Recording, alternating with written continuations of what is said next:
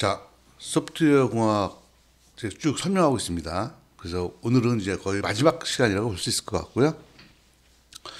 지난 시간까지 뭐를 했냐면 여러분이 보시는 것처럼 프로젝트를 수행할 때, 그러니까 요구사항 정리하는 거 했고요. 그다음에 프로젝트 수행할 때는 어떻게 한다. 쭉 이제 보이시니까 좀 눈에 보이시죠?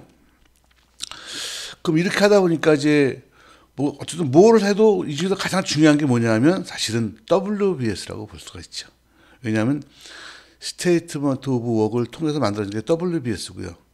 WBS가 구체화돼서 일정까지 다 나오고 조직 구성의 기본 자료가 되니까 WBS가 가장 중요합니다. 그래서 간혹 물어보시는 분이 있어서 WBS에 대해서 실제로 어떻게 만들어지는지 사례를 보여드리도록 하겠습니다. 참고하세요. 이게 이제 무료로 공개되는 거죠. 프로젝트 리뷰라고 해서요. 공개 소프트웨어입니다. 그래서 그냥 다운로드 받아 쓰실 수 있고요. 거기 보시게 되면 이제 여기 보면 어떤 작업을 하는데 이 작업은 이런 작업들로 구성이 된다. 그럼 요거를 페이스라고 하고 요걸 타스크라고 하죠, 우리가. 그래서 보시게 되면 요 페이스는 초기화하는 거죠. 초기화하는 페이스는 요 작업이 끝나고 난 다음에 요 페이스를 이루는 요런 작업들은 순서대로 이렇게 쭉 이루어져야 되는 거죠. 여기가 딱 끝나고 났다. 그러면 여기서부터 여기까지가 다 하나의 페이스가 되는 거죠. 이 페이스가 끝나고 나면 그다음에 이제 디벨롭 스토리 워드가 라는 페이스가 시작되는데 이 페이스는 이 페이스와 요 페이스로 구성되죠. 그죠?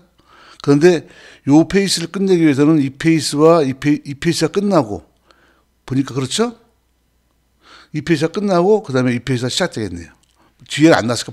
아직 보면 알고요. 어쨌든 근데 여기서 보면 두 번째 디자인 스토리 월드 페이스는 타스크가 이런 걸로 구성되고요. 이것들이 이렇게 연결되는 거죠. 보이시죠? 아마 금방 개념을 잡으셨을 거예요. 그래서 이런 거를 WBS를 이렇게 정리하는 것이 거의 일반적이고요. 이렇게 정리하는 걸 우리는 일반적으로 이걸 뭐냐면 간트 차트다라고 합니다. 그러니까 WBS를 정리하는 WBS가 페이스하고 타스크로 구성되고요.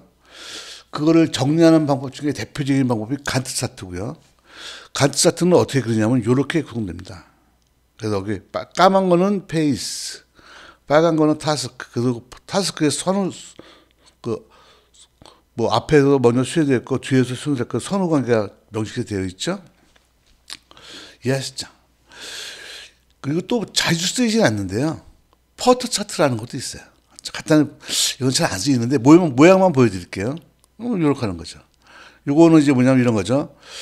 2단계가 있고 2단계가 이렇게 단계가 쭉 가고 요거 끝나면은 2단계를 한꺼번에 시행할 수 있고 뭐 이런 거죠.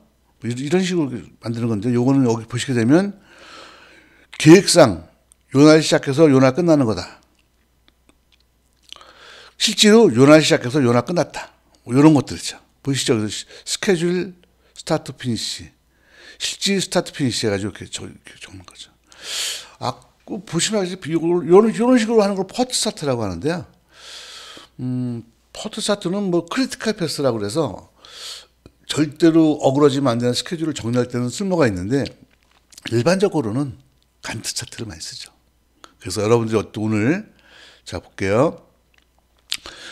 프로젝트를 관리할 때 쭉 보고 나면 가장 중요한 게 뭐냐면 다시는 WBS입니다. 그 WBS는 어떻게 만드느냐? 간트 차트와 퍼트 차트 두 가지로 정리할 수 있고요.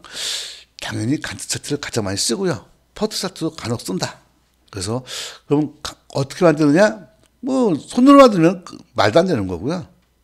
보신 것처럼 이렇게 그 프로젝트 리브로라는 오픈 소프트웨어 말고도 MS 프로젝트 같은 것도 있죠. 그런 걸 만들면 돼요. 이렇게 거의 비슷합니다. 그래서 저 같은 경우 이제 여러분들을 위해서 이렇게 요걸 한번 써서 이렇게 만들어봤습니다. 됐죠? 그래서 여기까지 했고요. 그래서 짠 정리를 한번 간단하게 해볼게요. 프로젝트를 하게 되면요, 요구사항을 정리를 고객이 해야 되잖아요. RFP를 내려면 요구사항 정리가 돼야 되니까. 근데 그거를 고객이 못 하잖아요. 그럼 그걸 뭐라고 하냐면 RFI라고 그래요. Request for Investigation. 그래서 이제 고객이 외부 기관한테 요구사항을 정리해달라고 의뢰하는 거죠. 그럼 그 요구사항을 그걸 받은 컨설팅 업체나 개발업체가 와서 RFI를 수행하죠. 그럼 뭐가 나오죠? 당연히 요구사항과 범위 같은 게 나오겠죠. 우리 이미 알고 있죠? 확인하겠습니다. 좀만 보세요. 여기서 보시면 요구사항 하고 나면 비즈니스 요구사항 정해서 나온다 그랬죠? 이게 바로 그걸 말하는 겁니다.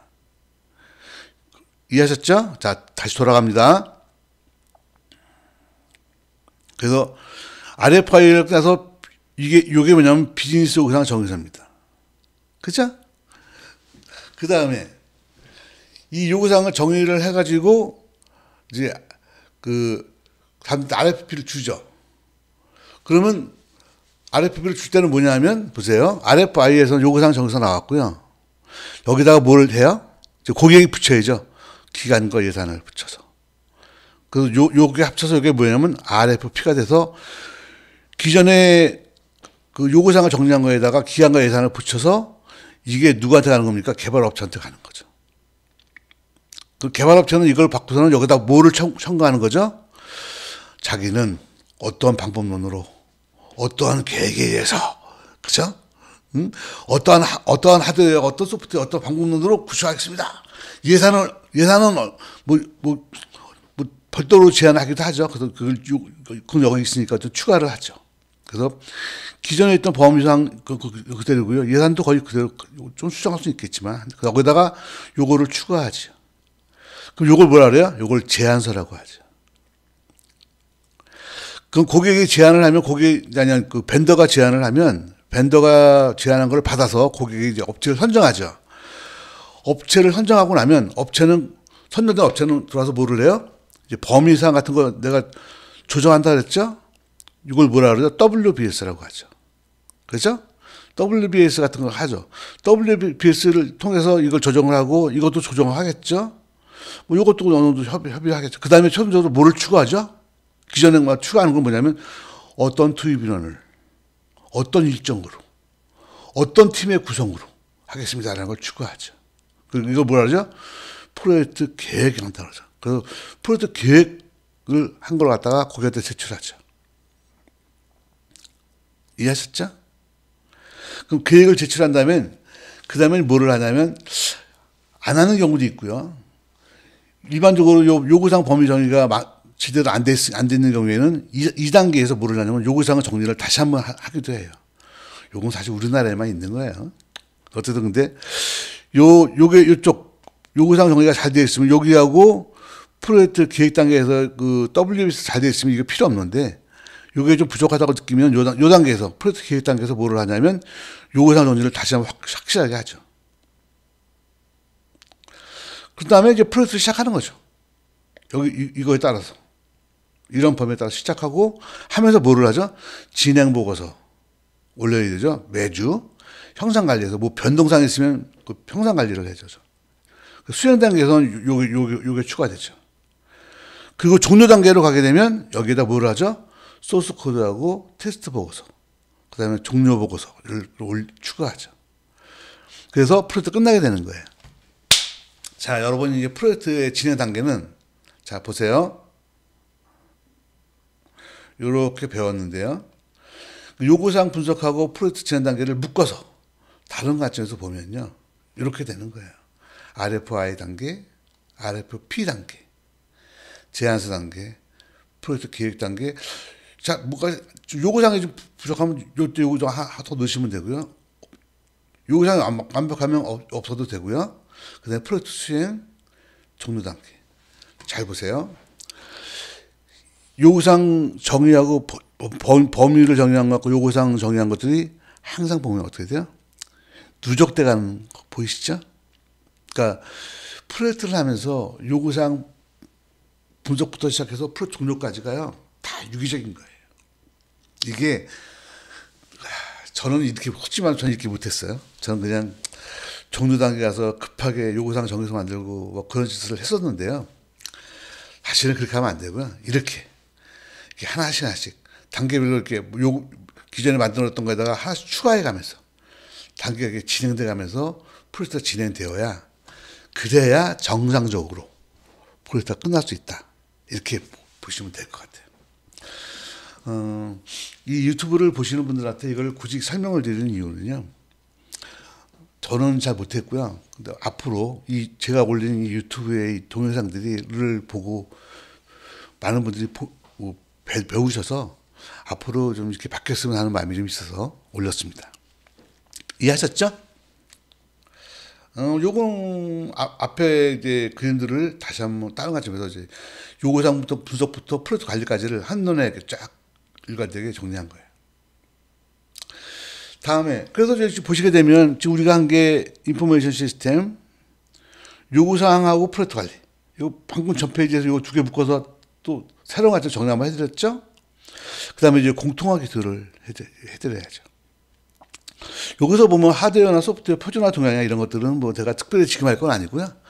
향후에도 계속 올리면서 그때그때 올릴 거니까 그걸 참고하시면 되고요. 요 두 개만 설명하도록 하겠습니다. 의사소통과 문서화 기술은요. 이렇게 보시면 돼요. 자, 항상 인포메이션 시스템을 개발을 위한 모든 것을 할 때는요. 사실 중심으로 해야 된다. 정말 중요한 겁니다. 예측, 짐작 이런 걸로 하면 무조건 사실에 근거해서 하고요. 모든 상황, 모든 회의, 모든 협의사항은 다 문서로 말로 하는 건 의미가 없습니다.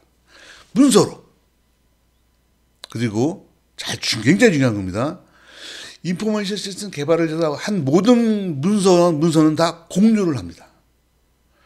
프로젝트 관련된 사람들 모두가 다 공유를 하고요. 고객의 의견을 절대적으로 반영해야 됩니다. 근데 재밌는 건 고객의 의견도 어떻게 돼요? 문서화되어야 됩니다. 그리고 그 문서화된 것에 대해서 공유가 되고 어떻게 할 것인지에 대해서 결정이 나야 되는 거죠. 우리는 그걸 뭐라고 그러냐면 형상관리라고 합니다. 고객의 요구사항을 바꾸는 거죠. 형상을 관리하는 거다. 그 다음에 말한 것처럼 모든 절차, 예를 들면 요구사항이 바뀐다거나 스펙이 바뀐다거나 기능이 바뀐다거나 모든 것은 모든 상황에 대해서 절차를 표준화해야 됩니다.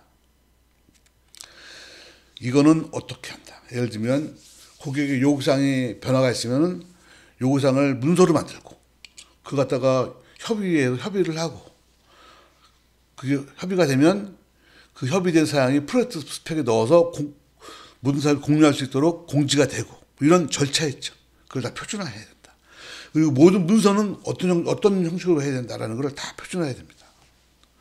그리고 관리 기법들을 아까 말했죠. 간트나 퍼트, 이시가와 브랜 이런 관리 기법들 다양하게 있는데 이런 것들은 나와 있는 게 있으니까 그거를 이용해서 활용해서 하면 된다. 그래서 여기 보시면 인포메이션 시스템을 개발할 때 중요한 공통적으로 쓰이는 것들은 뭐가 있냐면 사실 중심. 모든 것은 문서화. 모든 것은 공유되어야 하고 고객의 의견을 무조건 반영해야 되는데 다만 고객의 의견도 말로 하는 건 소용없어요. 문서화된 거. 문서화돼서 협의에 따라서 하기로 하고 공유가 된 것에 대해서는 반영하는 겁니다. 그래서 이런 과정들이 다 표준 절차, 표준화돼서 진행되어야 한다는 것을 꼭 말씀하시기 바랍니다. 우리나라는 안 그렇죠. 우리나라는 말로 하고요. 그러면 고객들이 왜 문서로 주세요? 그러면 안 줘요. 왜? 나중에 자기가 책임질 것 같으니까. 그게 문제죠. 권한이 있으면 책임도 져야죠. 권한과 책임이 같이 있는 거라고 생각합니다. 그래서 지금 한 것들은요. 원칙입니다. 원칙. 가이드라인이 아니고 원칙입니다. 원칙. 이거는 무조건 지켜야 되는 겁니다. 아셨죠? 그 다음에 피스 프레임워크라는 게 있습니다. 이건 뭐냐? 인포메이션 시스템을 하기 위해서 고객과 대화를 하거나 누가 물어보거나 요구사항을 정리하는 모든 과정을 할 때 꼭 명심해 둬야 되는 어떤 가이드라인이 있는데 이건 피스 프레임워크라고 하고요. 이건 여기 보면 URL이 있죠. 이건 표준입니다. 여기가 보시면 어마어마한 문서가 있습니다. 그걸 여러분이 읽을 수는 없을 테고요. 제가 먼저 읽어봤는데요. 대충 정리한 게 이겁니다. 그래서 피스 프레임워크는 뭐냐면 이 정보 시스템을 개발할 때는 성능에 관련된 것들을 체크하라. 어떤 데이터, 그러니까 보면 어떤 데이터가 들어오고 나가고 중복되는지, 필요한지를 체크해라. 2. 항상 비용에 대한 뭘 확장하려고 하면 비용이 되는지 이 비용에 그걸 할 수 있는지를 체크해라. C. 컨트롤. 이것을 이 기능을 우리가 컨트롤할 수 있느냐? 그리고 이게 조작이 가능한 거냐? 보완은 되는 거냐? 고객의 요구사항이라고 무조건 들어주면 안 되고요. 이걸 우리가 컨트롤할 수 있고 이게 보완상 문제가 없는지 이런 것들을 체크해라. 2. 에피션시. 이것이 사용자들이 요구한다고 되는 것은 아니고요. 업무 지원할 때 적절한 거냐? 괜히 어떤 특정인의 욕심에 의해서 무리하게 요구하는 건 아니냐? 그런 것들을 체크해라. S. 서비스. 이거 지금 우리가 만드는 것들이 배우고 싶고 사용하고 싶고 정확하고 타 시스템과 연결성 같은 거 좋으냐? 그거를 체크해라. 그래서 이걸 갖다가 하나를 쭉 묶어서 PCS라고 합니다. 그래서 이걸 PCS 프레임워크라고 하고요. 그러니까 이거는 뭐냐면 정보 시스템을 개발할 때 고려해야 되는 6가지 관점입니다.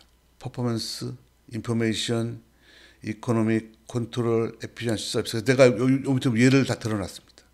요걸 보시면 대충 다 방향을 잡을 수 있고요. 이런 중심으로 그러니까 고객이라고 만나서 내가 만약에 이제 여러분이 만약에 컨설턴트예요. 그래서 고객을 만나서 우리가 개발할 시스템을 물어보고자 하면요. 항상 물어볼 게 뭐예요? 성능은 어느 정도일까요? 예산은 어느 정도 되시나요? 어떤 데이터를 넣고 빼고 싶으신가요? 그죠? 이거 할 때 이런 정도는 너무 과도하지 않나요? 그리고 이런 정도를 하게 되면 타 시스템을 이런 시스템을 연결하면 되나요? 이런 정도를 이렇게 PCS 프레임워크 가이드라인을 맞춰서 물어보시면 돼요. 알았죠? 요 가이드라인은 여러분께 제공해 드렸던 잠깐 뒤로 가볼게요. 요 4x4 16 4x4의 요 관점하고도 크게 틀리지 않습니다. 그러니까 요 4x4의 관점에서 보면 16개 관점이 있죠. 요 16개 관점에다가 관점이 거의 PCS 프레임워크랑 약간 주목되는 면이 있습니다. 그러니까 두 개를 같이 고려해서 생각하시면 되겠다. 그래서 보시면 공통기술에서는 PCS 잘못 썼어요. 여기 S라고 써야 돼요. 프레임워크. 그다음에 의사소통 및 문서화 기술 설명을 드렸습니다. 이제 드디어 여러분은 소프트웨어 공학에 대한 거의 전체를 다 이제 개념은 다 잡으셨다고 보시면 볼 수가 있죠. 그래서 앞으로 해서 이제 소프트웨어 공학의 개념을 잡으셨고요. 그 외에도 이제 소프트웨어 공학에 다뤄야 되는 다른 부분이 뭐냐면 소프트웨어 분석 및 설계네, 소프트웨어 프로세스네, 모델링하면 이제 구조적 정보공학 객체장 모델링이 있죠. 코딩 기법, 테스팅, 유지보수, 품질 보정 이런 것들이 쭉 있습니다. 개인적으로 유튜브에서 이걸 다 다룬다는 건 말이 안 되고요. 이번에 다뤘던 소프트웨어 공학의 한 5개, 6번 다뤘던 부분들이 소프트웨어 공학의 전체 개념을 확 잡는 데는 딱 중요한 부분입니다. 그걸 공부하시면 되고요. 여기서 보면 다뤄야 되는 요 부분들 중에서 프로세스나 모델링이나 이런 것들은요, 제가 다른 별도로 해가지고 소프트웨어 모델링이라는 꼭지를 해가지고 다시 한번 정리를 해서 올려드릴게요. 다시 한번 말씀드리지만 이 공부를 하실 때는요, 용어나 개념을 정확히 하셔야 돼요. 그걸 정확히 이해하시잖아요. 그럼 공부하는 속도가 달라져요. 이해하는 방향도 정확해지고요. 그러니까 제가 올리는 이 동영상들은 여러분께 그런 방향을 잡아드리고자 하는 거예요. 그러니까 요거를 듣고 나시면 이제 최소한 이제 목포 갈 건데 부산 가는 버스를 타는 일은 없을 거다. 이렇게 보시면 될 것 같아요. 여기까지 해서 소프트웨어 공학에 대한 전체적인 개념은 다 설명을 했고요. 이제 다음에는 여러분이 이제 프로세스나 모델링 쪽에 대해서는 제가 별도로 꼭지를 올려드릴 테니까 하시고요. 코딩에 대한 요령이나 뭐 테스트 유지고 품질 보증에 대한 것들은 좀 시간을 갖고 제가 딴 것들 먼저 올릴 게 많으니까 올리고 시간이 남으면 추가로 올려드리도록 하겠습니다. 자, 들으시라고 수고하셨습니다.